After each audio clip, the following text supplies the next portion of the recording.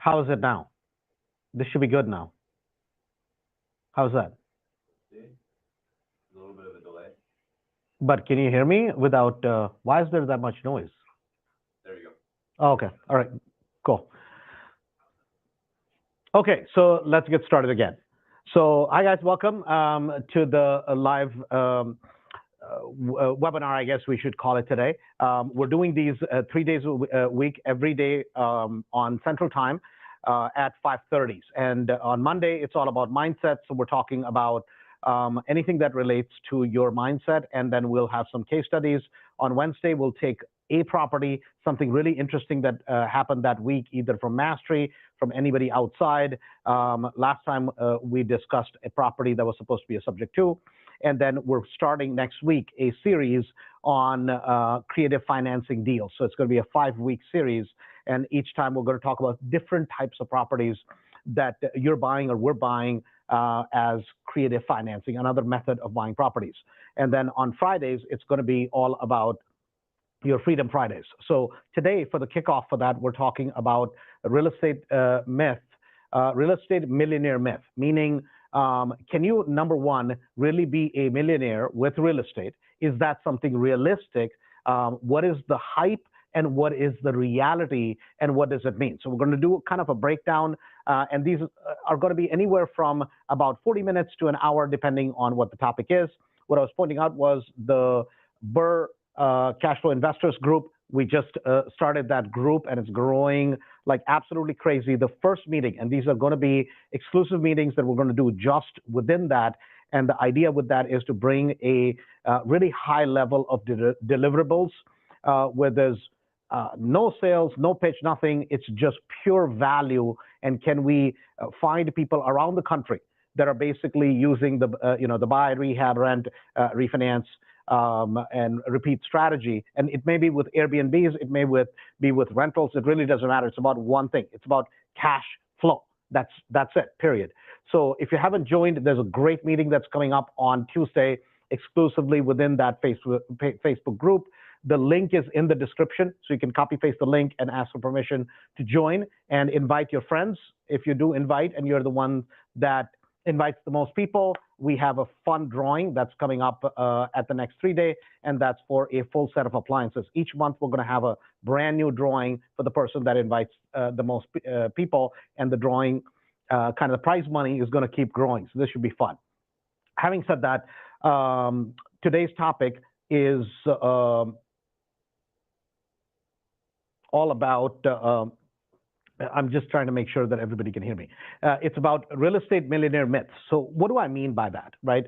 What I mean by that is this, that a lot of times, if you are a serious investor, if you're a serious person, you realize that like anything else in life, right?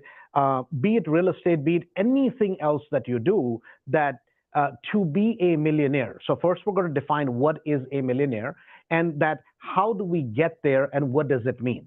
So the very simple definition of a millionaire is going to be what is your value of your assets minus what is the value of debt that you have on it, meaning liability. Asset minus liability equals your net worth, right? So let's say you have 2 million in assets. This does not, to me, I don't count your home as your asset. That's something that you live. Maybe it's even free and clear, paid off. That's not. I don't count that as an asset for you because it does not put money in your pocket every single month, right? That's just me. I don't count your jewelry that is sitting in your bank doing nothing as an asset. I don't count your cars as an asset. I know your accountant counts it. I don't count it. So that's just kind of what it is. What I count as assets are anything that puts money in your pocket. That is an asset, meaning at the end of each month, it creates cash flow to put money in your pocket, or it actually grows in value. But if it costs you, that's a liability. That's how a bank counts it, and that's exactly how we count it. So a real estate property, for an example, let's just say, is worth, say, 200,000. You have 100,000 debt on it, and every single month it has a payment structure of, let's say, you pay $1,200, right? So I know the normal person, how do they count assets? Oh my God, I got a rental property, right? It's great. But if it creates positive cash flow of a certain number, then it's an asset for a bank, right? Meaning if the bank holds the mortgage, you're paying the mortgage, it's an asset. If you don't pay the mortgage, the bank looks at it as a liability. It's a non-performing note. So what we have to understand is truly what is an asset for us. So to me, if you have $1 million in the bank, 100,000 in the bank, and it gives you interest every month. You have a fixed CD, you have a stock that basically pays you a dividend, so on and so forth. That is an asset which creates cash flow. If you just have a building which is just sitting there, and every month it's taking money out of your pocket because of taxes, insurance, heat bill, blah, blah, blah, that's not an asset, right? The building may be paid off, but it's not putting money in your pocket. So let's define that.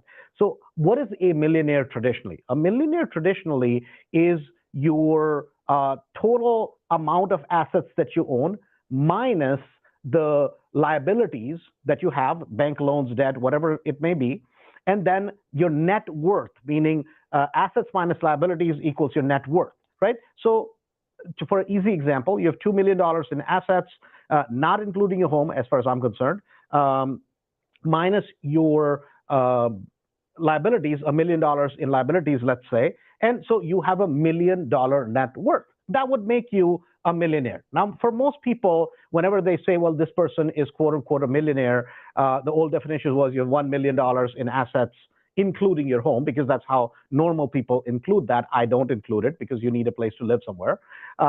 So that's how they look at assets in general. And if you think about it realistically, all BS aside, if you think about it, today, to save up $1 million, right? So you're going to have 2 or 3 categories of people. You're going to have a person who is that no job person, maybe in the middle of transition. Hopefully you're not a no job person or a no employment person for a long period of time. I hope so. Unless you have independent wealth, then it doesn't matter anyways. Or you're the person who's making anywhere from, say, $30,000 to $50,000, $60,000, $70,000. Next category is going to be $70,000 to the $150,000 category, and then $150,000 up, right? But for a normal individual, average individual across the United States, generally, if you talk about being able to save $1 million, 1 million, right? To be able to save that, generally, if you do it the way it's supposed to be done, where you put $1,000 aside or $2,000 aside every single month for a period of time, and you're getting a 6%, say, return on it, which is tough to do, but let's assume you're getting that. It's going to take you about 23, 24 years to be able to put $1 million aside.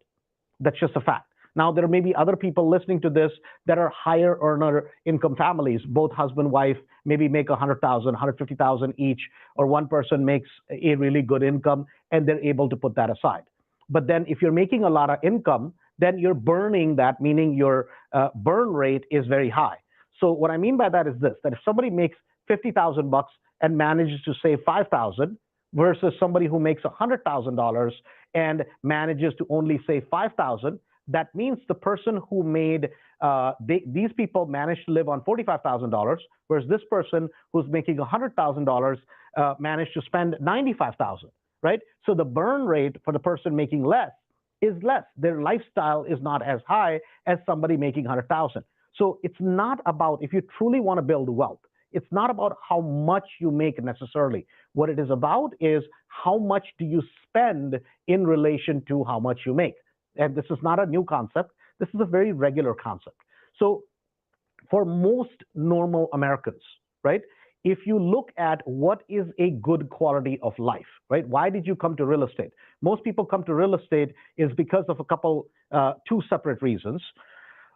And that is that one, they want to use real estate to make money, meaning they're going to do flips or they're going to do something that is an active activity and they're going to make a income.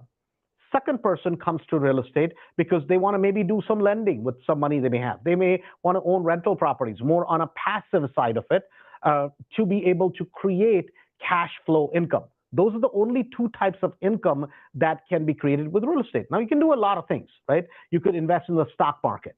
You could invest in crypto. Some people will do gold. Some people, whatever they do. There's no such thing as a right or wrong. Just the difference is some vehicles may promise you a higher reward, but then they may have a very high risk attached to it, right? The cool part about real estate, and I think real estate uniquely is the best opportunity in United States 100% period. And here's the reason why I say that. The singular reason I say that is because you as the investor or as the person who's trying to get into real estate can control the amount of risk that you're going to take with an investment. Number one, if you know what you're doing, right? Number one. And number two, as you control the risk, your reward in relation to it can be extraordinary. By extraordinary, I mean is like 15, 20, 25, 30, 35, 40%, right? 50%. The other part of it, and without taking risk, this is not doing very risky things because, I mean, you go to Vegas, that's a risk, right? You may, in 95% cases, we all know you're going to lose. And in 2 or 3% cases, you may win. But the reward and the risk ratio is not very good. The reward is very low in relation to the risk, right? Now, you're the type of person who just likes to roll dice. Great, go ahead. I don't, right? So when we talk about this whole idea of real estate, the myth of real estate millionaires, what I mean by that is this, that of 99.9% of people who enter real estate, right? If they simply did this, if they simply did this, which is they bought a property 20% below the given market, whatever the market is that day, right? Wherever the market is, if they bought a property at 20% discount, and they basically keep that property for 5 years, 99.9% times, right? And they rent it out simply, as long as it cash flows. And it needs to cash flow with a 75% rule, meaning if you're collecting $2,000 in rent, $1,500 will cover all expenses, right? You have a net cash flow, $500, right? It's a 75% rule. You 99.9% of the times will not go wrong with real estate, regardless of if the real estate goes up or if the real estate comes down. It makes no difference because each year, if you simply manage to buy one property. So the problem with that is this, right? For most people, they don't have the patience, right? The biggest reason people fail with real estate is they don't have the patience to have that steady, simple type of growth that is required if you truly want to become a millionaire with real estate, right? So if we look at it from that perspective, that for an average person, I always believe real estate is the greatest equalizer. What I mean by that is this, that with real estate, you have some 4 factors that you need. You need money from somewhere, doesn't have to be your own. You need a credit from somewhere, right? You need a deal, and then you need somebody who's going to deal with the headaches of getting it fixed up, getting it managed, so on and so forth, right? Those are the 4 basic things. Doesn't matter if you're doing multifamilies. Makes no difference if you're doing smaller houses. It makes no difference if you're doing Airbnbs. Those are the 4 factors. Now, the cool part about real estate is this, and why real estate is the greatest equalizer. What I mean by that is this, the opportunity is equal for all of us, right? It's not like I have access to quote unquote deals that you don't. Now, I may know how to be able to sort the places where deals are found. So this is a very important concept to understand. Think about this, that when any of us start doing anything in life, it doesn't matter what you do in life, right? When we all start, we're all dumb. Meaning, it's not that dumb as in like we don't have a brain. Please don't get me wrong. right? What I mean by that is in that particular thing, be it real estate, be it anything, we don't know anything about it, right? We may have a desire to know. So then people will read books, people will attend something like this, people go to seminars, people do different things. Now you know day one you didn't know anything. Day two, you know dumb plus one. So you're not quite as dumb. You know a little bit of information. Then as you hang around more people who are doing that activity that you want to do, and this may be about, I know nothing about sports, right? But if I hang out with a group of people who are constantly talking about sports and are real big fans, and that's who I make friends with, what's going to happen? In a week, 2 weeks, 4 weeks, 6 weeks, 8 weeks, 10 weeks, I'm going to know a lot about the sport that they're talking about. And if I take an active interest in it, then guess what's going to happen? Suddenly, I'm going to go from dumb about that particular subject to somebody who knows a lot. Now, that doesn't mean I practice that particular thing, but it certainly means that suddenly 6 months from now, I'm suddenly going to start at least sounding smart about that one thing. The cool part about real estate is this, that the skill set of being able to find a deal, that is a skill set. If you learn, nobody can take it away from you, right? And that is a skill set that is the most important skill set as it relates to real estate, right? The ability in terms of being able to find the money, right? Today, it's easy for me to find the money. Why? Because I have the credibility. Well, why do I have the credibility? I have the credibility because I know how to find deals, right? That's the reason I have credibility. What's the difference between somebody who is an expert versus somebody who is just starting out? The expert doesn't have all the answers. There's no expert in this world that knows everything about any subject in the world, right? The more you read or the more you learn, the one basic thing you understand how little any of us know about any subject, right? So it's not like if I'm an expert about real estate, I'm not. I know very little about certain things in real estate that happen to make a lot of money. The difference between me and somebody else as it comes to a portion of real estate is I just know what questions to ask so that my learning curve can be very, very high. That's the only difference between a novice and an expert. An expert can identify the questions to ask so they can get better and better and better at their skill and or trade. So how does this relate back to being a millionaire with real estate? Here's how it relates. So I first started the conversation with that what is a millionaire? A millionaire is you have $1 million net worth. That makes you technically a millionaire, right? Here's the problem with that, that if you try to do it the old school way, which is you're going to save, it's doable. It's a great thing to do. To be a saver is always better than anything else, right? If you're not going to, you're just a person who just spends everything they make. I mean, you're going to be in hot water. I don't care what you do, right? Because you just have bad habits. But if you save, that's a fantastic thing. But just saving for 99.9% of Americans, you're not going to become a multimillionaire. Today, if all you have is $1 million, and let's just assume you're 65 years old. You're 65 years old, you have $1 million. You take the $1 million and put it in a CD, let's just say, assuming, and this is an assumption, or you put it in the stock market, or you find a vehicle that's going to pay you 5%, right, for the year. So if it's going to pay you 5% without any risk to your capital, what does that mean? That means on $1 million for the year, you can take out $50,000 without touching your initial capital. So what that means is you take 50, you divide that by 12, that's the amount of money you can spend a month without running out of all the money that you have, right? And it's very difficult for most people to be able to save $1 million, $2 million, $3 million, that kind of thing. So I'll give you an example. So obviously, I happen to be Indian by heritage, and with Indian community as a whole, we pride ourselves and we value education very, very highly, right? It's a very big thing. So for me to quit college was very shameful, right? For my parents, it's like, oh my God, our kid is just nuts. How can you quit college? You're going to end up a disaster, right? And it's not because college was a big deal, because college was good education is synonymous with a good job. A good job is synonymous with stability. stability is what people are after, right? So it's not the education, it's really what is stability.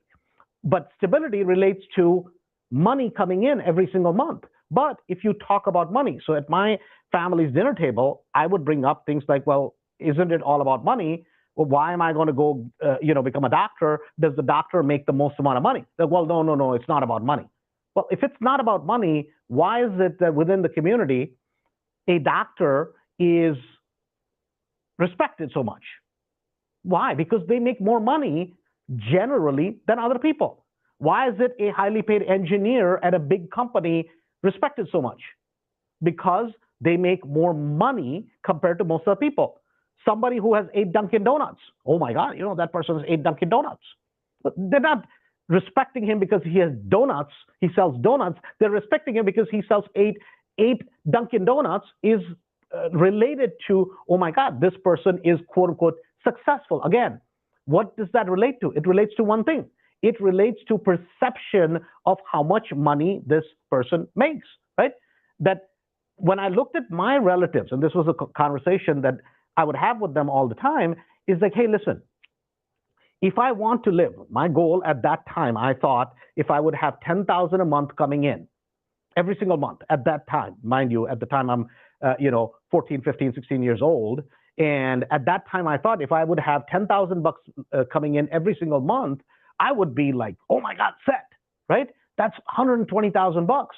That's just coming in every single month. So I did the math at the time as a kid. And I'm like, for that, I would need about $3.5–4 million saved up somewhere. And so all the relatives that I had were supposedly, quote unquote, either physicians, right? Surgeons, either general surgeon, or my dad happened to be an orthopedic surgeon, my mom, OB/GYN gynecologist.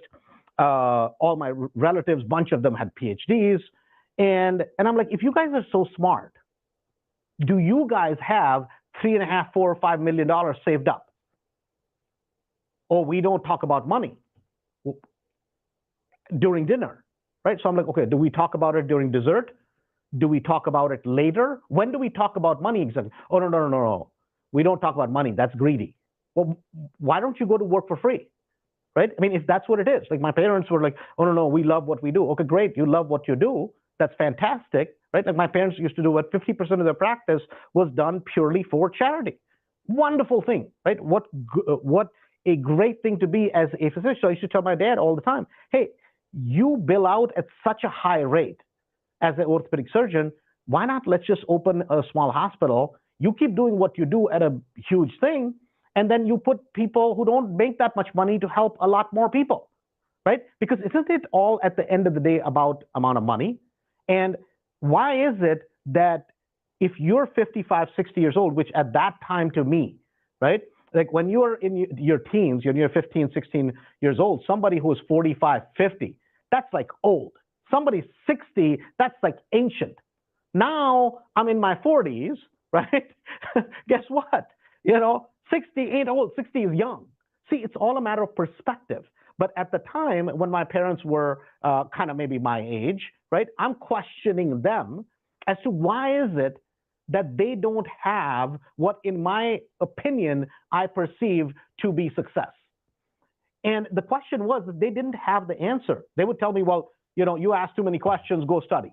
The answer for everybody, at least in my family, was go study. You ask too many questions, and that's disrespectful. That's not what you do. So it was a funny thing. I had a relative of mine. He had a degree in economics, and he had a degree in finance. Now think about this, right? You have a relative that has a degree in economics and finance. So obviously, and this is not just a degree, a PhD, double PhD. So I go to him, I'm like, hey, listen, man, if you're this smart and you have an economics degree, you have a finance degree, your economics must be very good.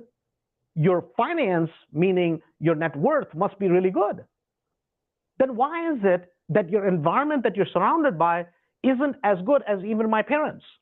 And that day I got a nice whooping. I mean, I'm like 15, 16 years old. I got this Indian parents, right? Because that's the most disrespectful thing I could say to somebody with 2 PhDs. What is wrong with you? How do you behave with adults, right?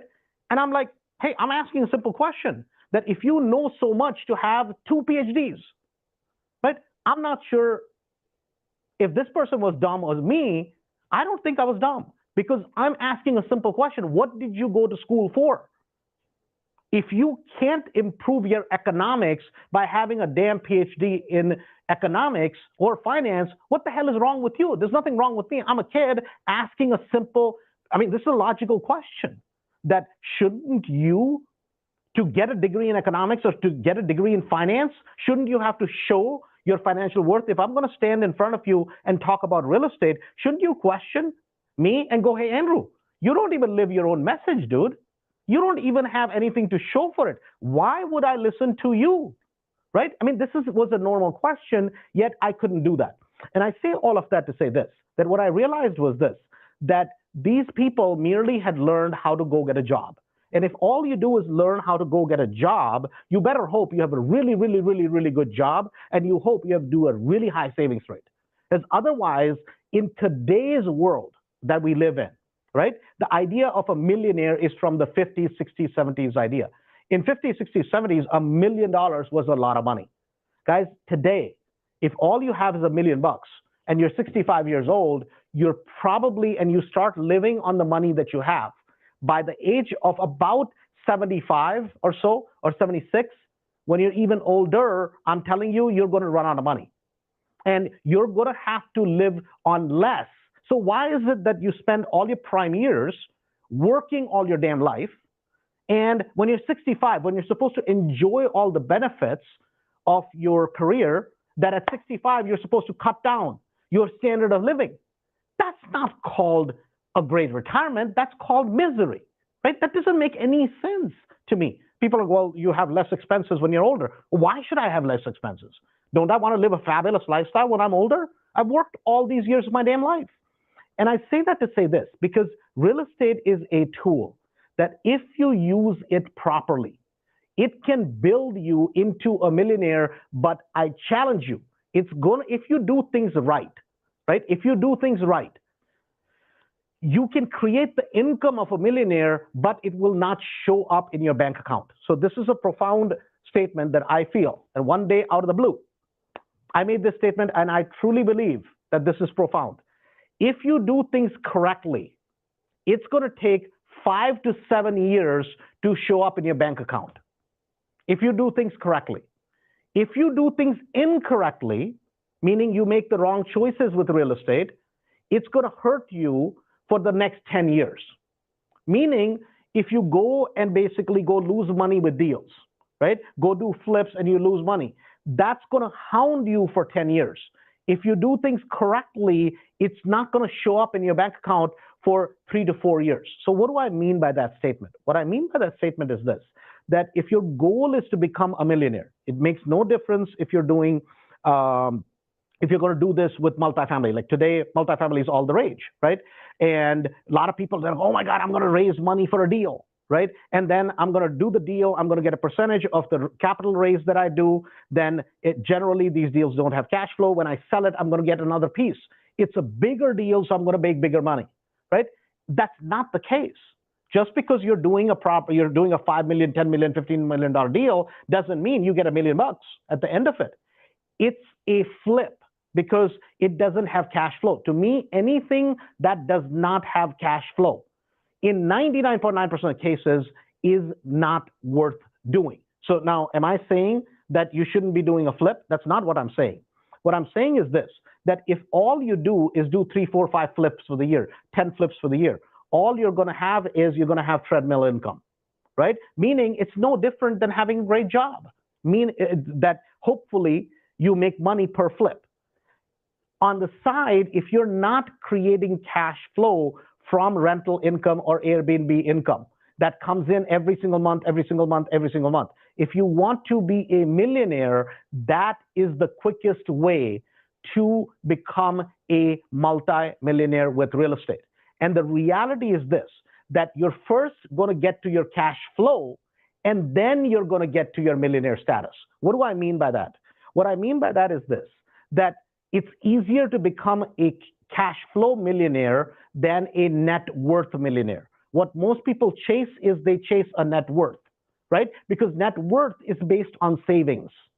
meaning you have to do something, create money, pay your taxes, spend whatever you're going to spend, and then save some. That's a very backward way of doing it. If you look at most people in this world that are multimillionaires, and this is not just in the United States, this is across the world. You go to India, you go to China, you go anywhere across the world. Most people don't become multimillionaires just because of their earning power. Most people that become multimillionaires, they become multimillionaires is because they buy assets. Real estate, obviously, rental properties is a way of doing it. Airbnbs, owning Airbnbs, not the management of it. Owning Airbnbs is another way to do it. And that's a simpler way to get to be a multimillionaire than it is by flipping your way. I don't know very many flippers that are actually multimillionaires. Do I know flippers that make big income? 100%, right? 100%, no question about it. But so do I know a lot of doctors that make hundreds of thousands of dollars a year. But yet, they don't have 3 million, 4 million, 5 million saved up. Why? Because they're running on a very hard treadmill and they're spending at a very high rate as well. So what I'm trying to say is this, that if you want to get to 2, 3, 4 million bucks, what you have to think about is, first thing you have to think about is, what is it in terms of cash flow, right? And here's what I'll challenge you. If you want to get to $1 million bucks, you should think about it as $5,000 every single month in cash flow, right? So in Mastery, we have about 1,200 people that I get to work with one-on-one. There's over 18,000 houses owned by about 800 of those 1,200 people, because 300, 400 people, I couldn't get them to do anything for the love of God. Doesn't matter how passionate I am about this, right? But there's a group of people that own an extraordinary amount of properties. And guess what they focus on? They focus on one thing. How do I get first to my $2,500 a month in cash flow?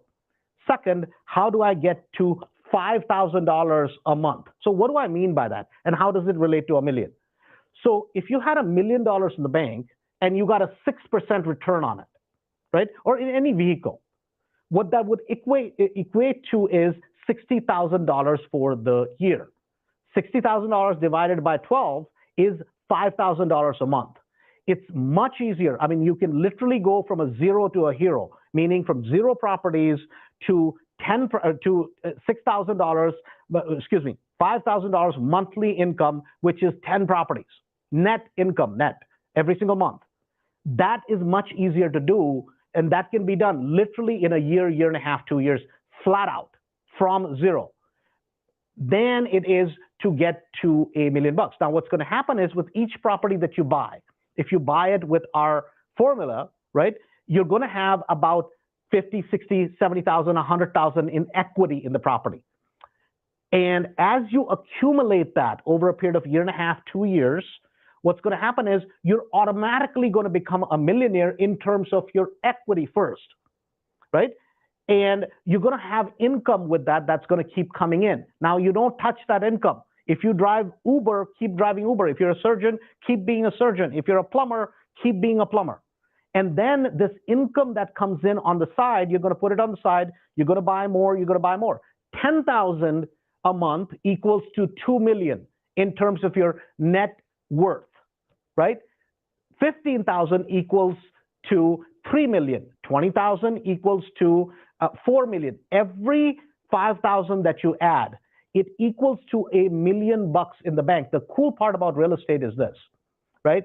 That, and I've said this many, many times, if you take care of real estate for the first 5 years, real estate will take care of you for the rest of your life, period, right? And by taking care, what I mean is if you do the right things, meaning you're buying properties, even in today's market, right? If you're not in real estate in today's market, you're making a huge mistake.